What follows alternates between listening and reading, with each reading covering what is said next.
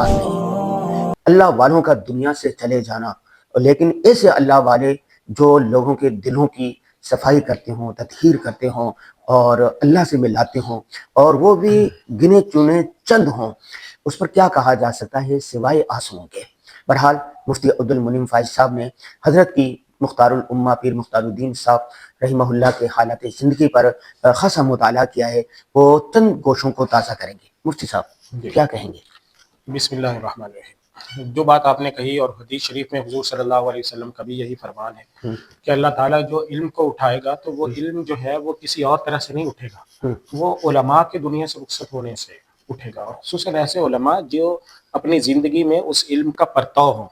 کہ کتابیں تو دنیا میں موجود ہیں، قرآن موجود رہے گا قیامت تک، نہیں حدیثیں موجود رہیں گی قیامت کے قرب تک، تو علم کیسے اٹھے گا کہ جو علماء اس علم کو اپنی عملی زندگی کے اندر اپنا کر لوگوں کو دکھاتے ہیں کہ یہ ہوتا ہے علم، یہ ہوتی ہے سیرت، یہ ہے وہ اخلاق، یہ ہے وہ کردار، یہ ہے قرآن، تو وہ جو عملی نمونہ ہے نا وہ دنیا سے رخصت ہوتا ہے۔ اور یہ ایک حقیقت ہے کہ جتنی تیزی سے مشائخ بزرگ ہمارے علماء کرام، پھر خصوصاً وہ صوفیاء جو عملاً شریعت پر بھی عبور رکھتے ہیں، باقاعدہ مفتی ہیں اور تزکیہ نفس کرتے ہیں، لوگوں کی اصلاح کرتے ہیں، لوگ ان کے پاس جاتے ہیں، خانقاہ کی شکل میں وہاں بیٹھتے ہیں، اور کوئی بھی آدمی ان کے پاس جائے کہ مجھے اللہ کا نام سکھائیں تو وہ اس کے لیے ہمہ وقت دستیاب ہوتے ہیں۔ تو ایسی خانقاہیں پاکستان میں بہت کمیاب تھیں پہلے، اور ان میں سے بھی بڑی تیزی کے ساتھ اب آپ نے دیکھا کہ بڑی تیزی سے بزرگ رخصت ہوتے چلے جا رہے ہیں، اور اب انگلیوں پر اگر آپ گنے نا تو ایک ہاتھ کی انگلیاں جو ہیں وہ ختم نہیں ہوں گی، آپ اس سے پہلے آپ کو بزرگ جو ہیں وہ نظر آئیں گے کہ یہ رہ گئے۔ تو بیر شریف کی خانقاہ تھی، خالد شریف کی خانقاہ تھی، مفتی رشید صاحب کی خانقاہ تھی، حکیم اختر صاحب کی خانقاہ تھی، ڈاکٹر عبدالحی عارفی رحمہ اللہ کی خانقاہ تھی، پیر ذوالفقار نقشبندی کی خانقاہ تھی،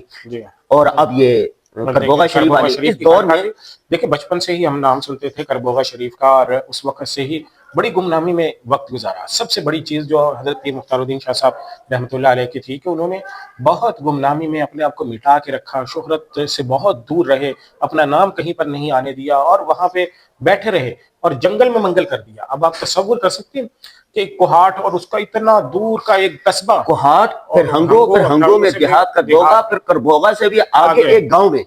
اب وہاں چلے جائیں۔ ایک زمانہ تھا، میں خود دیکھا، نہ بجلی نہ گیس نہ کوئی سہولت نہیں تھی، بالکل، لیکن مجمع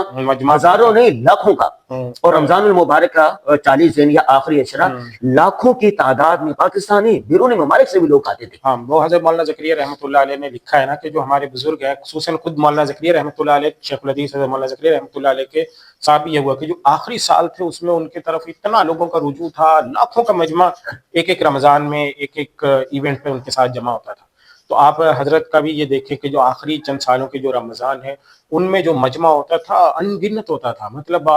تا حد نگاہ لوگ جمع ہوتے تھے، تزکیہ کرتے تھے اور اصلاح کرتے تھے، گناہوں سے بچنے کے طریقے، ذکر اللہ کی جو مجالس ان کی خصوصاً ہوتی تھی وہ کتنی زبردست ہوتی تھی۔ تو سب سے میرے خیال میں اہم یہ ہے کہ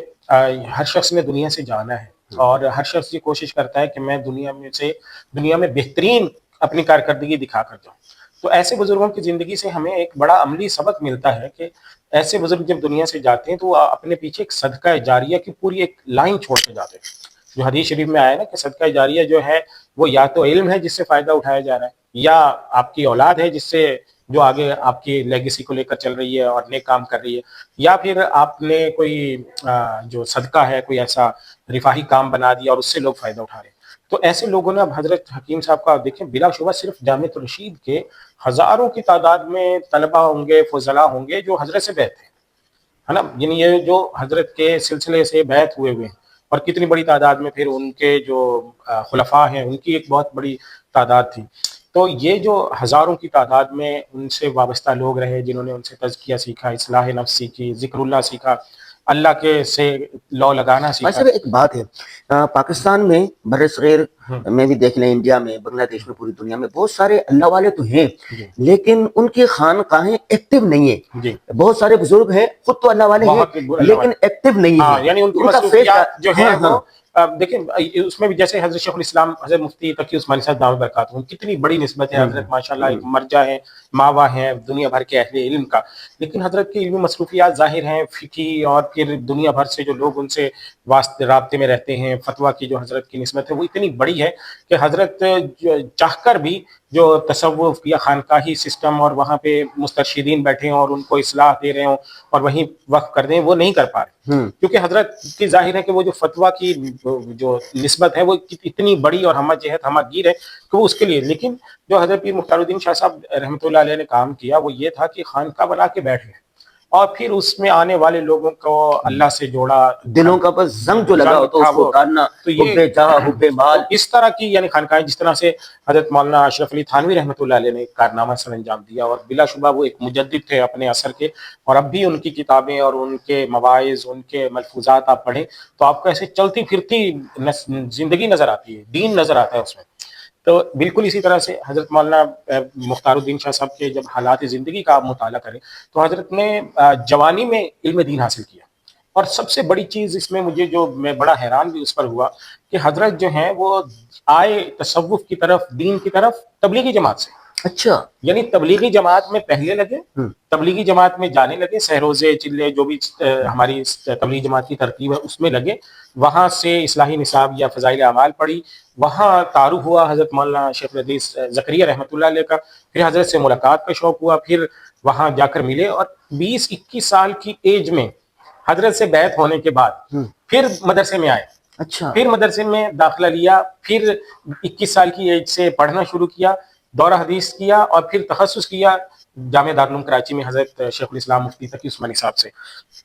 तो यानी खुद जवानी में इल्म दीन हासिल किया और उसके पीछे क्या एंडोर्समेंट थी तबलीगी जमात की। तो इससे एक ये भी सबक मिलता है कि तबलीगी जमात का जो हज़रत मौलाना इलियास रहमतुल्लाह अलैह का जो इखलास था उसका आप सिर्फ एक फ़र्द देखें कि जिसके बिलाशुबा लाखों की तादाद में उससे मुंतसिबीन लोग होंगे, मुस्तरशिदीन होंगे, पूरी दुनिया में फैले हुए लोग हैं जो उनसे कस्बे फैज़ कर रहे हैं। अच्छा, एक बात और मुझे नजर आई हजरत की खानकाह में, यहाँ पर आलिम भी जाता था, गैर आलिम भी जाता था, ताजिर भी जाता था, देवबंदी भी जाता था, बरेलवी भी जाता था, क्रिकेटर भी जाता था, सियासतदान भी जाता था, यानी हर एक को अपने आगोश में लिए हुए थे। जी, और ये देखिए हमारे यहाँ जो सूफिया हैं बरे सगीर में, सूफिया ने कभी भी नफरत नहीं बांटी है।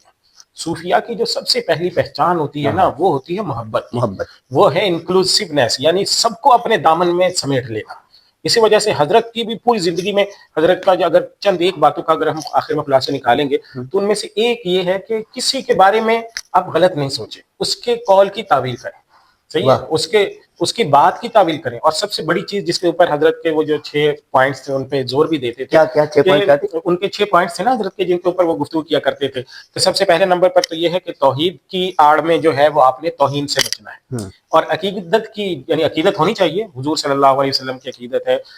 और अपने बुजुर्गों की, लेकिन अकीदत की आड़ में शिर्क से बचना है। अच्छा। ये दूसरा नंबर था। तीसरा हजरत का नंबर था कि जो तहकीक है तहकीक आप करें, लेकिन इसकी आड़ में अपने बुजुर्गों पर तनकीद न करें कि जी अब हमारे बुजुर्ग, अपने बुजुर्गों पर तनकीद करना ये गलत है। तहकीक होनी चाहिए लेकिन अपने बुजुर्गों पर तनकीद नहीं होनी चाहिए। चौथे नंबर पर ये कि दीनी शोबे जो है ना उनका आपस में तकाबुल नहीं होना चाहिए। आप जिस दीनी निस्बत से जुड़े हुए हैं वो बहुत अच्छा काम है, लेकिन अल्लाह ने दीन के कामों को इतना बड़ा वॉल्यूम दिया, इतना हजम दिया है कि आप अकेला आदमी सारे दीन के काम नहीं कर सकता। अगर आप तबलीग से जुड़े हैं तो आप सिर्फ तबलीग कर रहे हैं तो जिहाद वालों से आप वो ना करें। अगर आप तालीम से जुड़े हैं तो अब आप तसव्वुफ वालों पर तनकीद न करें। अगर आप तहकीक से जुड़े हुए हैं तो आप किसी और दूसरे तसव्वुफ वालों पर तनकीद न करें। तो ये चौथा पॉइंट था हजरत। पांचवा पॉइंट हजरत का ये था कि अपने अंदर इखलास पैदा करें। और छठा पॉइंट ये था कि दीन जो है ना वो जिद्दोजहद और मशक्कत मांगता है, इस वजह से दीन के लिए कुर्बानी का जज्बा आपके अंदर होना चाहिए। तो ये 6 बुनियादी पॉइंट से जिस पे हजरत जोर देते थे। तो इनमें से ये जो चौथा पॉइंट था जिसका मैंने जिक्र किया कि जब आप दीन के एक शोबे से जुड़ गए हैं तो अब उसका तकाबुल दूसरे शोबों से ना करें कि जी अब तालीम से जुड़ गया हूं तो जो तबलीग कर रहे हैं वो कमतर हैं। वो अल्लाह ने इखलास पे फैसला करना है। लोगों की बख्शिश के फैसले अल्लाह ने रखे हुए हैं, लोगों के दिलों में इखलास के फैसले वो अल्लाह क़यामत के दिन करेगा। ये हमारे आपके दायरे कार से बाहर है। आखिर में हजरत की वफात से उलमाए किराम को, खानकाहों को, अवामुन नास को, हर तबके को पैगाम क्या है? दो पैगाम है। सबसे पहला पैगाम कि हजरत की खानका से जुड़ने वाले जो थे ان میں نوجوان نسل کی بہت بڑی تعداد. اس وقت میں جو بہت بڑا کام کرنے کی ضرورت ہے وہ ہماری جو نئی نسل ہے, کالجز یونیورسٹیز کے نوجوان ہیں, جس طرح آپ نے کہا پروفیشنلز ہیں, کمپنیوں والے ہیں, بزنس مین ہیں, اس طرح سے یعنی مدارس کے دائرے سے باہر جتنا معاشرے میں جتنی قسم کے لوگ ہیں, سیاستدان ہیں, کرکٹر ہیں, وغیرہ وغیرہ, سب کو جوڑیں, ایسے اپنے اندر وسعت پیدا کریں. آپ کا میسج ایسا ہونا چاہیے جو پورے پاکستان, پوری دنیا کے لوگوں کے لیے ہو. تو اس وجہ سے سب سے پہلی چیز یہ کہ نوجوانوں میں کام کرنے کا جذبہ ہونا چاہیے. دوسری چیز یہ کہ اللہ تعالیٰ نے ایک دن میں آپ کے سامنے آپ کا نامہ اعمال کھول کے رکھ دینا ہے. تو آپ کو اور ہمیں یہ ایک میسج بزرگوں کی زندگی سے ملتا ہے کہ ہم اس نامہ اعمال کو بہتر بنانے کی کوشش کریں کہ اللہ کل قیامت کے دن ہمارے سامنے یہ رکھے تو ہمیں اس پر فخر ہو کہ اللہ کے کچھ نہ کچھ اپنی بساط کے مطابق کوشش کر کے آئے ہیں, اپنے پیچھے ایک صدقہ جاریہ چھوڑ کر آئے ہیں, علم کی بہاریں چھوڑ کر آئے ہیں, اللہ سے لو لگانے والے لوگوں کی تربیت کر کے آئے ہیں, ایک صدقہ جاریہ کسی نہ کسی شکل میں چھوڑ کر آئے ہیں. میرے خیال میں ایک پیغام اور بھی ملتا ہے, وہ یہ ملتا ہے کہ حضرت نے جیسے بالکل اختلافات نہیں کیے, اتفاق کا درس دیا, محبت کا دیا.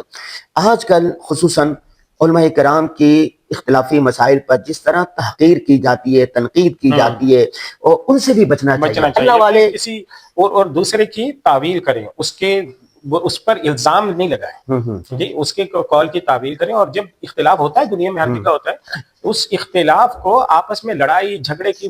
بنیاد نہ بنائیں. گالم گلوچ اس کی بنیاد پہ جائز نہیں ہے. ایک مسلمان کی توہین جائز نہیں ہے. شریعت نے منع کیا ہے کہ مسلمان جو ہے وہ لیس المؤمن بالطعان ولا اللعان ولا الفاحش البذیء, کہ مسلمان جو ہے وہ طعنہ دینے والا نہیں ہوتا ہے, لعنت دینے والا نہیں ہوتا ہے, فحش گوئی کرنے والا نہیں ہوتا. تو ہمارے ہاں فحش گوئی, لعنت, ملامت, طعنے بازی, دوسروں کی بے عزتی کرنا, تحقیر کرنا, توہین کرنا, لیکن العلماء ورثۃ الانبیاء, علماء کرام, جید علماء کرام, اللہ والے انبیاء کے وارث ہیں. اور انبیاء کا کام کیا ہوتا ہے؟ سب کے لیے دامن خوشے رکھنا, اور سب کے لیے دین پلانا, سب کے لیے خیر خواہی چاہنا. تو یہی پیغام ملتا ہے کہ آپ سب کے لیے دروازے کھلے رکھیں, اللہ سے تعلق جوڑیں اور محبتیں بانٹیں.